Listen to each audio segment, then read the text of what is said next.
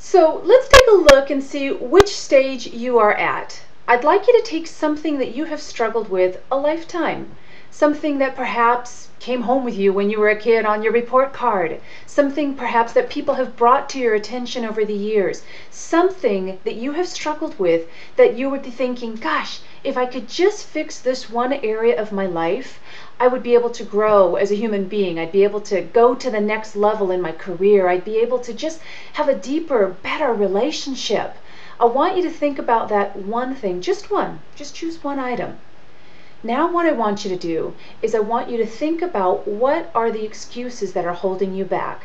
In the 80s it was, it's not what's on the outside that blocks us, it's what's on the inside that holds us back. And then the 90s it was, we call this limiting beliefs. And then I like how Zig Ziglar came out and said, you know what, people, let's call it what it is. It's stinking thinking. What are you thinking to rationalize, justify, and excuse whatever habit or behavior that you would like to change? Because rationalization, justification, and excuses are the weeds or the roots of the weeds that keep us anchored in the quicksand of bad habits.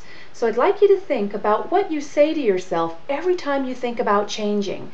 Because before we can change a bad habit, first of all, we've got to acknowledge that there's one there.